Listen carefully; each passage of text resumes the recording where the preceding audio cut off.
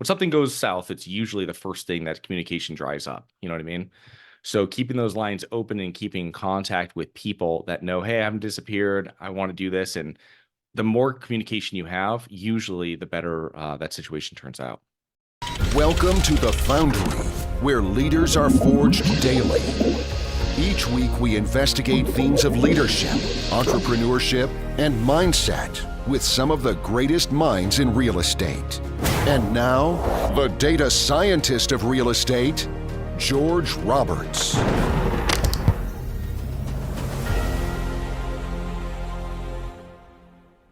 Welcome back, entrepreneurs. Today, I have the pleasure of interviewing Charles Carillo, founder of Harborside Partners, a real estate syndication firm where he has been actively investing in multifamily and commercial real estate since 2006.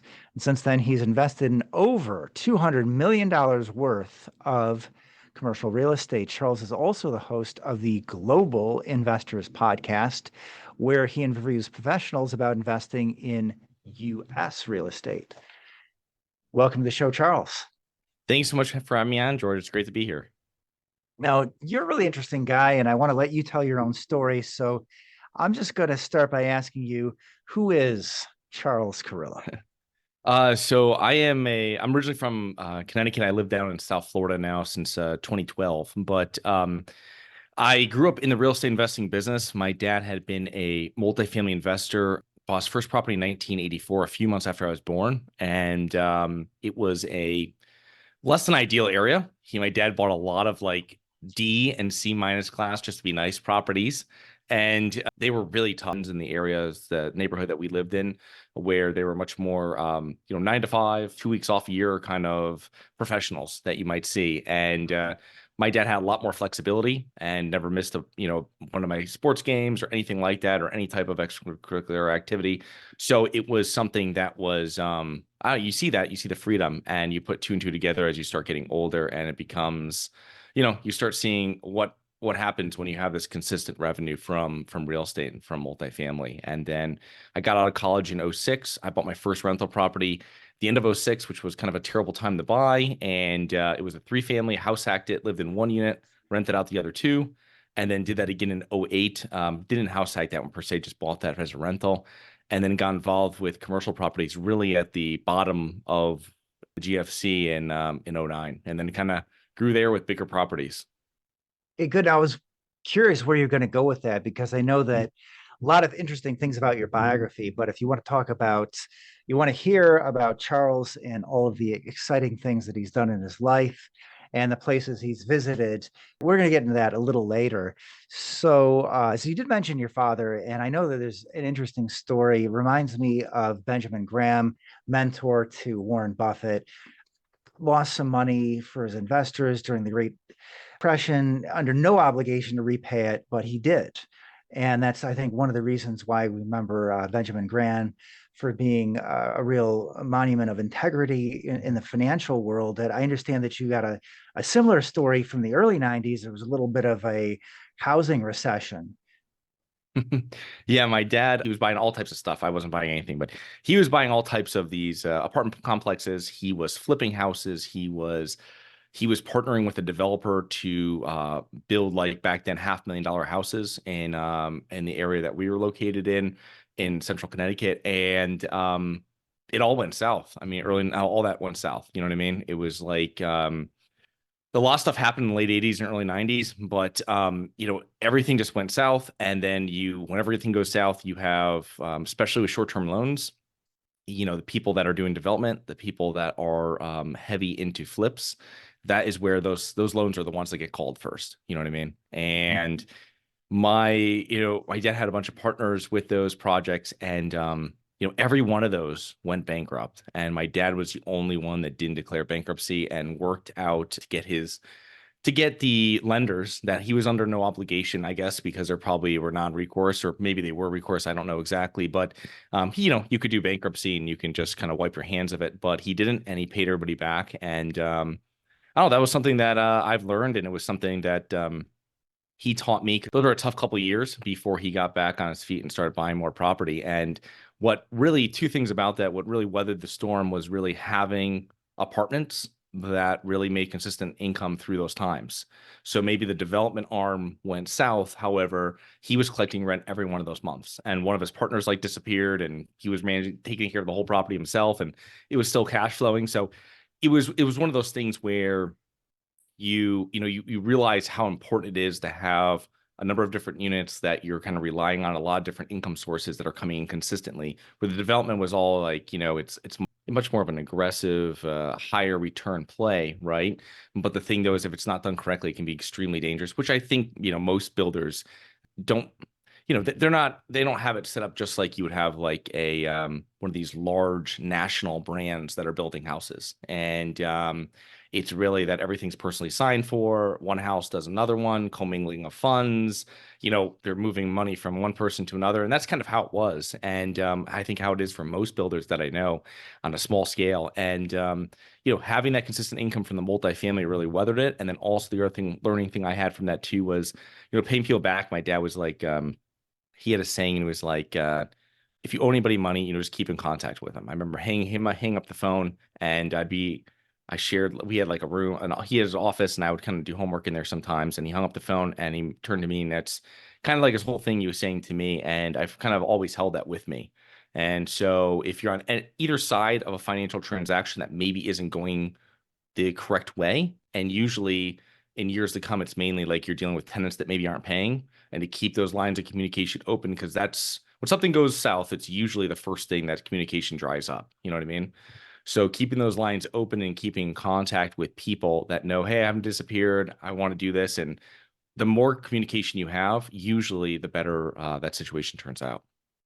Yeah, absolutely. Great story of personal integrity and communication. Very true. All too human to let the communication dry up. Bad news Yeah. doesn't age well. Well, let's get back to your story now. I know that you were able to make some extraordinary deals in the depths of that global financial crisis. Tell us, I mean, do you see, here we are at the beginning of 2024, do you see those sorts of deals coming back around again? I don't know if they will. I'm to that level.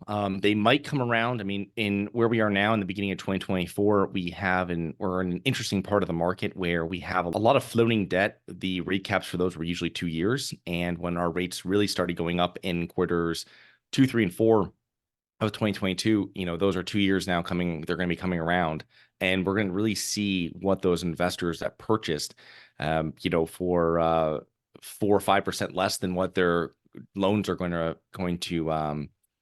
change to. And it's something that we'll see how it works. I don't know. I think you'll see more deals come on the market that are probably less ideal, right? You're going to see probably lower class deals that get foreclosed upon, that get sold. And I think you'll see better deals that maybe are closer on their numbers, that have better business plan, that have the ability of actually getting rents to where they're supposed to be in the syndicator's mindset. Those might work out deals, and those banks might kick them down the road. But you don't know. I mean, that was a lot what they did for personal homes back then, in like 2010, 2009. I remember I had a couple of contractors, and they didn't make payments on their house. And they would like bring me the paperwork to my office, and they're showing me, hey, like, what does this mean? And they would be changing it into 4-year, like if you owed $100,000 left on your house, they gave you a brand new mortgage at that time for 40 years. You know what I mean? And just in the hopes of, hey, this person's just going to keep this house for 3 or 4 years. We don't really have to keep it on the books for 40 years, which I imagine a lot of people did. They ended up selling it once they got back on their feet or whatever happened, or they came right on it, and it turned out to be good debt for the bank. But I don't see it. And I think that'll be the same thing with like a lot of good assets. So I don't know how much we're going to see come back on the market. 2009 was in the depths of that, it was a bloodbath. And it was, if you were flipping houses and you were selling to FHA buyers, you could make money, right? And we did some flipping at that time too, but it was so important to make sure the houses would get FHA. You know what I mean? Because if they weren't, or something wasn't safe enough, and we're like, oh, no, this isn't going to get FHA like approval or anything like this, something with the stairs, because these were older houses built in like the 60s and 50s that we were dealing with. And that was something like, nope, can't do it, because you would never get any other financing. I remember I finished a property like in 2010, and a commercial property, 5 units, completely rented out.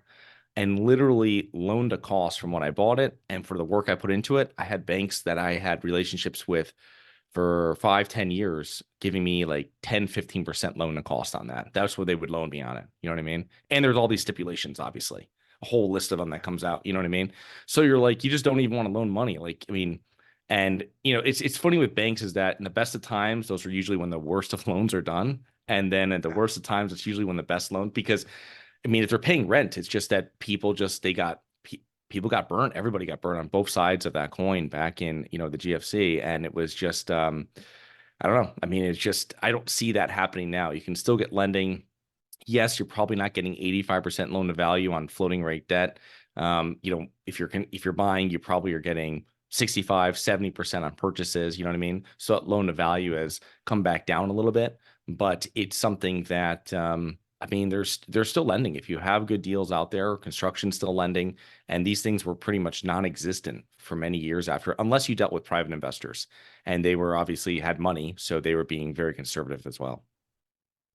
Yeah, very true. My favorite quote about the banker is somebody who will loan you an umbrella when the sun is shining. So yeah, take it right back the moment there's a cloud in the sky. But so yes, truly amazing deals. I don't know if you really got very, very deep into like how you were doing those deals, but I mean, we can go back to that if you'd like, but really exciting. Here's another topic: residential brokers. I think most people in commercial real estate say like, hey, I'm in my own space here. Don't deal with residential brokers, but I know you make a point of reaching out to these people. Why? Residential brokers especially if you're in multifamily or any kind of asset class, you're going to get a lot of overflow. I've purchased commercial properties, small commercial properties. I'm not talking like multi-million-dollar properties from residential brokers, but I've definitely purchased small commercial properties, small multifamily properties, mixed-use properties from residential brokers, because residential brokers is the same thing as we were talking about. They know like 1 to 4 units, right? They'll tell you all day about FHA. They'll tell you about comparables, all that stuff. When we start getting into, most eyes start glazing over when we're talking about cap rates and we're talking about NOIs and forced depreciation and everything else that goes with it. So that's something where if everybody has a real estate agent or someone they know that's one, and they're selling houses for someone, and then that person comes across and they go, hey, I have a 10 unit, and the residential broker goes, great, we can sell that too. You know what I mean? And then they're just like putting it up there. They're just like throwing stuff against the wall and seeing what sticks. And that's when you can kind of reach out to them and, hey, if you're dealing mainly people are on your mailing list for MLS and stuff like this, they're probably not interested in this. And this is something that I might be interested in. Or they might say, hey, I have an investor that has asked me about these properties. And, we might not be able to do it off market. You know what I mean? So I think building those relationships with the residential brokers is super important. And because there's not going to be that much competition. If you go to a residential broker and you're like flipping houses, right? And I mean, everybody's looking for all these like single family houses that need a little bit of work and you can resell them, stuff like that. And those are a dime a dozen, but these residential brokers, they're not getting approached all the time by people that might take off that 8 unit, right? Or that nice brick 12 unit down the street off their hands when someone comes to them, and they don't want to turn away business, which I understand, but also they don't want to come, they're not also a professional in that. They're more of they're specialized in their residential, and there's a lot of brokers that won't go into investments like that for that exact reason. So I think it's very important to, when you're building out relationships, you're building out your broker relationships, obviously dealing with the commercial brokers that are selling properties of your class in the area you want to be in is important, but also when you run across a residential agent, give them your card, right on the back exactly what you do. And I mean, they're great networkers, good residential agents, and they'll hold on to your information and give you a call. Yeah, absolutely. I think it's always a wise move to go where the competition is a little less fierce. Good news there. Well, one of the things that I like to do on this podcast is open up to the breadth of passive investments that are available. Now, I know that as an operator, as a general partner, you focused on multifamily at Harborside Partners. But I also know that in addition, you've passively invested in many different asset classes, such as commercial real estate, ATMs, early stage technology, and ag tech startups. So Tell us about that. What are some of these investments you've made, and how's that impacted you as an investor? Yeah, so when with under the umbrella of Harborside Partners, and when we do investing and work with passive investors, right now we've been focusing, like, staying in our lane with value add multifamily and also with new construction and multifamily new development. And when I've invested passively outside of that, when I've gotten into those type of industries, I've invested angel investing, something that very much interests me. It's interesting to be on the other side of something you don't, because when you're dealing with passive investors in multifamily, you take a lot of things for granted, knowing it for so many decades, but you have a lot of newer investors in passive investing getting into multifamily, and I'm on that way with learning about angel investing. So when you're speaking to the syndicator, the lead operator of these deals that's putting together, and you're kind of like picking their brain of what they do and why they do it, and I think that's like super important. It's a great way of me finding out what it is to be on the other side of it. But angel investment is just different. It's different. It's much higher risk. It is. We speak in real estate a lot more conservatively about what we're doing, and you're really, we're telling people, oh, it's like a 1.5 equity multiple or 1.6, and really, you're going into any of these funds. If you invest in like angel funds, they're literally, if they're not like 3 or 4 or 5x, I mean, they're like a failure. But it comes down to who's operating them. And, just like the same thing with us, it's a deal flow. It's figuring out exactly who has the ability of seeing new companies, like when new companies need funding. It's the same thing with brokers when they have these properties that we want to buy. Where are they going to? And they're going to go to someone that knows they can close. They're going to go to someone it's honest, and they're small communities. You know what I mean? Angel investing, multifamily, syndication, stuff like this, commercial syndication. They're smaller. When you go to a lot of these conferences, you see a lot of the same people. People tell you about other people. I mean, it's very small, and I think it's the same way of how, in partnering with someone that is knowledgeable in that, it makes it a much less risky, I guess you would say, investment. Yeah, outstanding. I think very, very important. There's such a breadth of opportunities out there, and find it very sad when people just limit themselves to either just stocks or bonds, or even if you get to the world of alternative investments, and then you just stop at the first place you see. Don't stop at the first train station. There's a lot of other very, very exciting places to be. So yeah, your investing career, or I should say your business career, is even wider than that, because I understand that you started an online payments business in college. I know people that are able to do, so many diverse things, like start businesses, manage real estate, etc. I imagine you have got to have some great time hacks. So what is your best productivity or time-saving hack?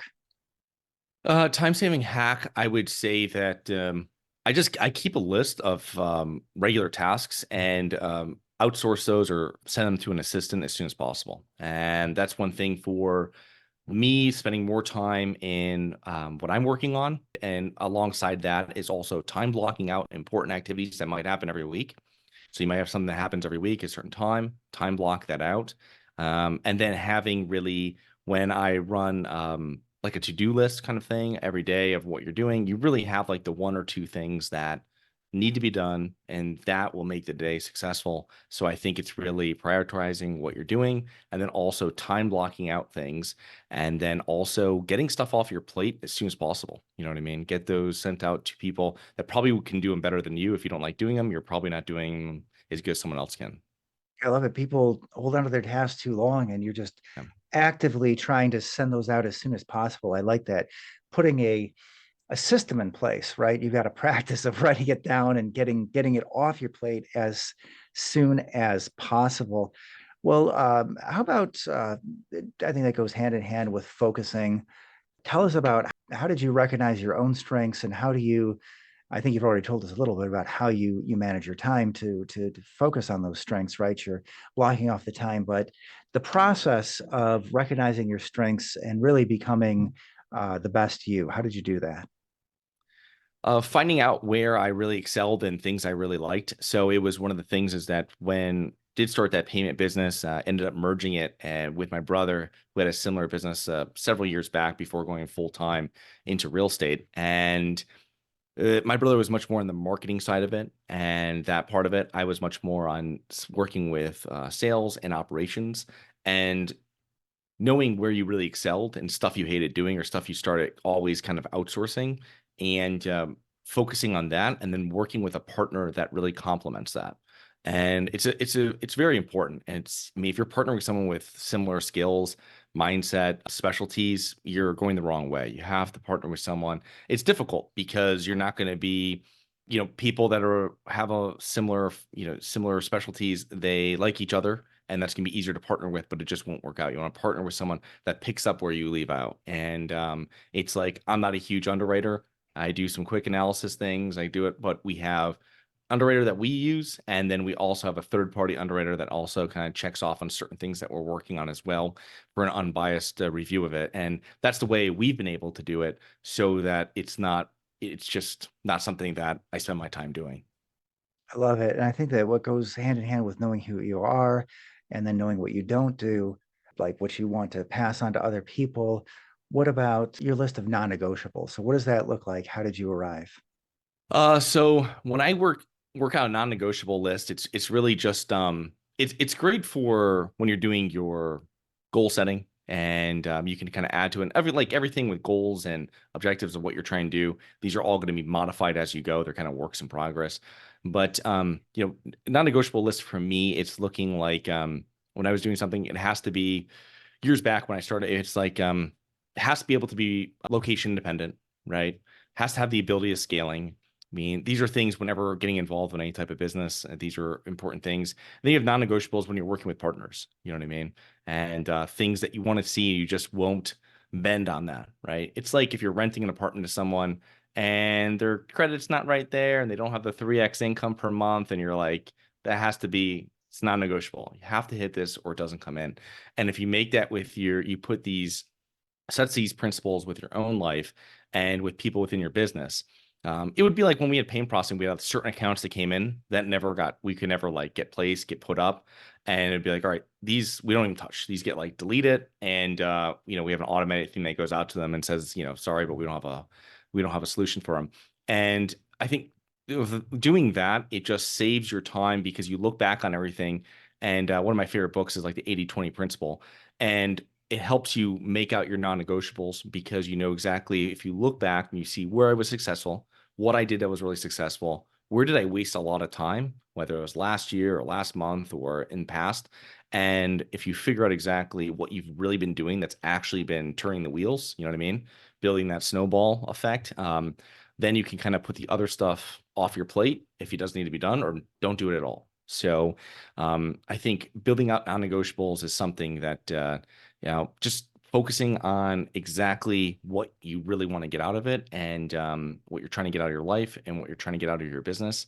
And then developing as an entrepreneur, you can really develop it and set it up. So one thing is, like, I had an office before years back, and we don't do an office anymore. You know what I mean? We do everything remote. We hire remote, and it just got cemented with COVID, but it was something that did for years before that too. And it was something like these are different non-negotiable that I've kind of instilled in my work and personal life. Beautiful.